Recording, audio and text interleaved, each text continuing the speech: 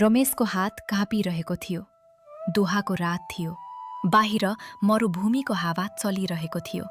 कोठामा 5 जना थिए, तर त्यो रात जति एक्लो रमेशलाई लागेको थियो त्यति कहिले लागेको थिएन। साथी सुरेश, जो हिजोसँगै खाना खाएको थियो, जो हिजो हाँसेको थियो, आज छैन। फ्याक्ट्रीमा दुर्घटना भयो।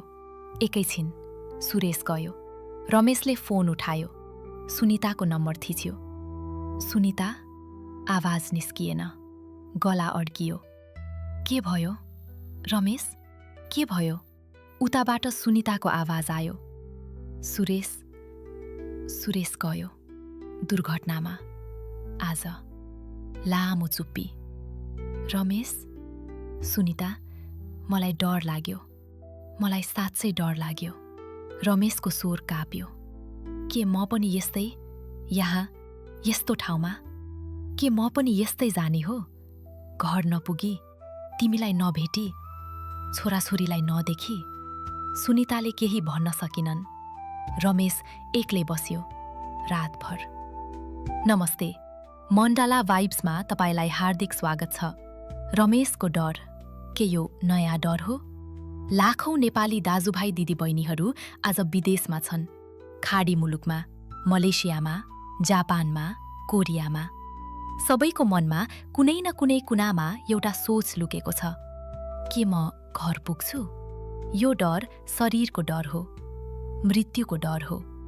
अनजान ठाउँमा आफन्तबाट टाढा मर्नुको डर हो। तर भगवद् गीताले 5000 वर्ष पहिले यही प्रश्नको जवाफ दिएको छ। कुरुक्षेत्रमा अर्जुन ठिक यही डरमा थिए। सामुन्ने मरण थियो, आफ्नै मान्छेहरूको र सायद आफ्नै पनि। युद्ध भूमिमा उभिएका अर्जुनले कृष्णलाई भने, म डराएँ, म यो गर्न सक्दिन। त्यति बेला कृष्णले भने, न जायते म्रियते वा कदाचिन् नायं भूत्वा भविता वा न भूयः अजो नित्यः शाश्वतोऽयं पुराणो न हन्यते हन्यमाने शरीरे। हे अर्जुन, यो आत्मा न कहिले जन्मन्छ न कहिले मर्छ। यो न थियो, अब छ र पछि हुनेछ। यस्तो होइन। यो अजन्मा छ, नित्य छ, शाश्वत छ, पुरातन छ। शरीर मारिदा पनि यो मारिँदैन। यो श्लोकले के भन्यो? सुरेश गयो, तर के सुरेश साँच्चै गयो? कृष्णले भन्नुभयो, शरीर जान्छ, आत्मा जाँदैन। शरीर एउटा लुगा हो, पुरानो भयो, फातियो, फेरिन्छ। तर भित्रको मान्छे, त्यो आत्मा, त्यो कहिले नष्ट हुँदैन। अनि रमेशको डर, म दोहामा मर्छु, घर नपुगी मर्छु। यो डर कुन कुराको डर हो? शरीरको डर हो, ठाउँको डर हो, दूरीको डर हो। तर आत्माको कुनै ठेगाना हुँदैन। आत्मा न दोहामा छ न चितवनमा। आत्मा कुनै देशमा बाँधिएको छैन। कुनै फ्याक्ट्रीले त्यसलाई रोक्न सक्दैन। कुनै दुर्घटनाले त्यसलाई मार्न सक्दैन।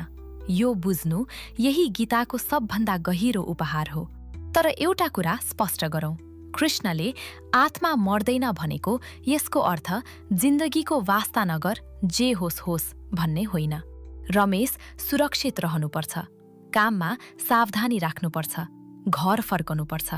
कृष्णले भन्नुभएको थियो, तिमी जुन कुराबाट डराइरहेका छौ त्यो हराउँदैन। तिम्रो सार, तिम्रो चेतना, तिम्रो प्रेम, तिम्रो अस्तित्व, त्यो शाश्वत छ। डर हुन्छ, त्यो मानवीय हो, तर डरले ढाक्न नदिऊ। सुरेशले आफ्नो समय पूरा गर्यो। रमेशले आफ्नो समय पूरा गर्नु छ। हामी सबैले आफ्नो समय पूरा गर्नु छ र त्यो समयभित्र पूरा बाँचौँ। त्यो रात रमेश सुतेन। बिहान भयो, उठ्यो, हातमुख धोयो, काममा गयो। सहकर्मीहरूले सोधे, रमेश ठिक छौ? रमेशले भन्यो, छु। सुरेशलाई याद गर्दैछु, तर छु। त्यो सानो शब्दमा ठूलो शक्ति थियो, किनभने म छु भन्नु आत्माको घोषणा हो।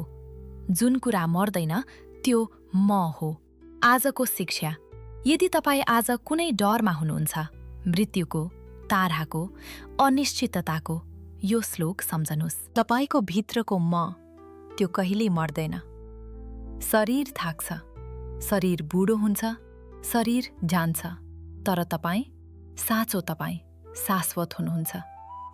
आजदेखि जब डर आओस्, मनमा भन्नुस्, म आत्मा हुँ, मलाई कसैले मार्न सक्दैन। ओम शान्ति। मण्डला भाइब्स।